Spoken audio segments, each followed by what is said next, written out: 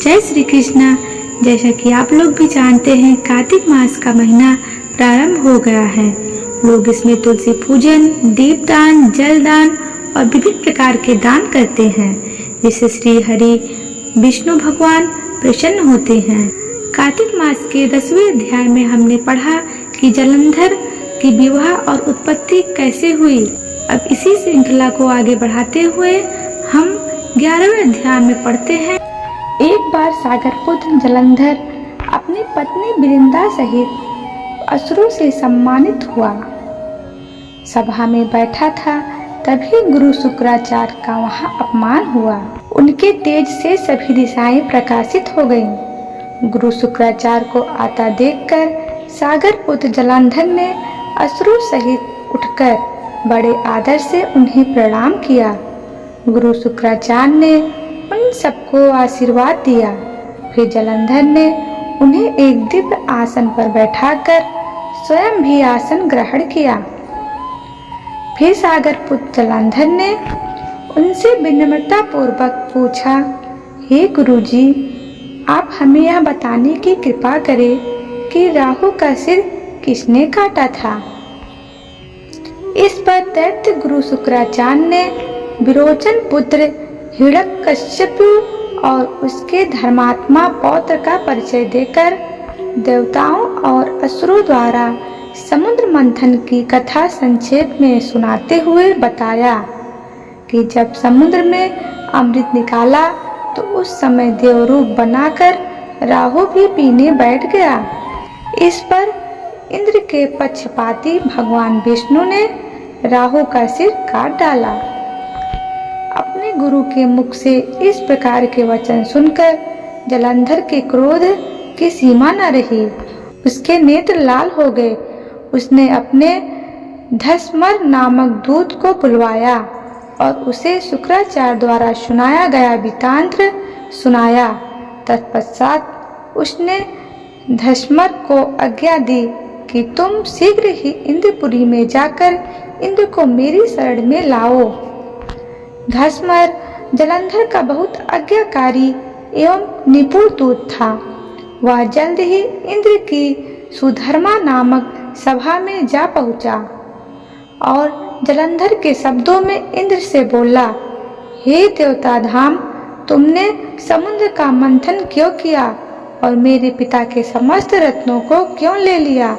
ऐसा करके तुमने अच्छा नहीं किया। यदि तू अपना भला चाहता है तो उन सब रत्नों एवं देवताओं सहित मेरी शरण में आ जा, अन्यथा मैं तेरे राज्य का ध्वंस कर दूंगा। इसमें कुछ भी मिथ्या नहीं है।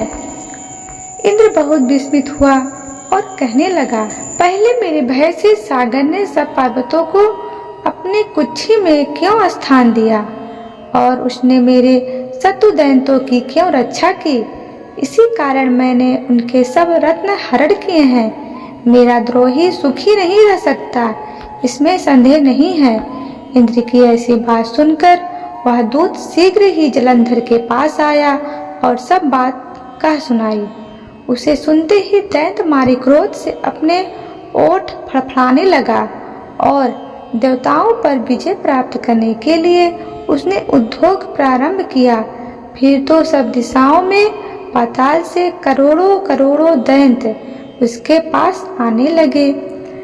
शुंभ निशुंभ आदि करोड़ों सेनापतियों के साथ जलंधर इंद्र से युद्ध करने लगा।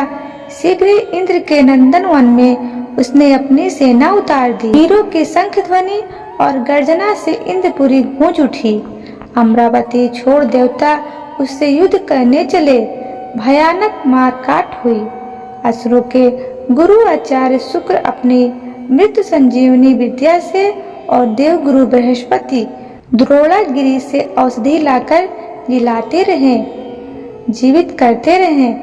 इस पर जलंधर ने क्रुद्ध होकर कहा कि मेरे हाथ से मेरे हुए देवता भी कैसे जी जाते हैं। जिलाने वाली विद्या तो आपके पास है। इस पर शुक्राचार्य ने देव गुरु द्वारा द्रोणाचार्य से औषधि लाकर देवताओं को जिलाने की बात कह दी। यह सुनकर जलंधर और भी कोपित हो गया।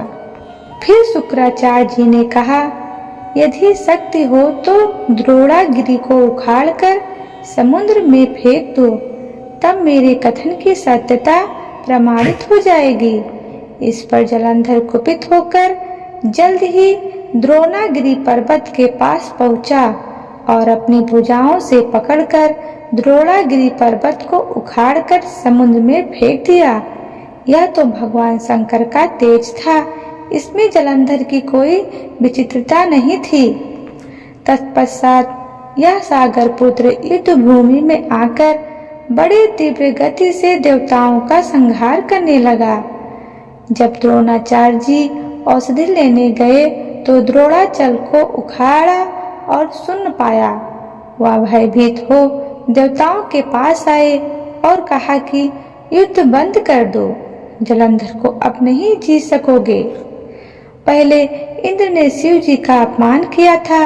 यह सुन युद्ध में जय की आशा त्याग कर इधर उधर भाग गए। सिंधुसुत निर्भय हो अमरावती में घुस गया। इंद्र आदि सब देवताओं ने गुफाओं में शरण ले ली। पहले इंद्र ने शिव जी का अपमान किया था। यह सुन देवता युद्ध में जय की आशा त्याग कर इधर उधर भागने लगे। सिंधुसुत निर्भय हो अमरावती में घुस गया। इंद्र आदि सब देवताओं ने गुफाओं में शरण ले ली।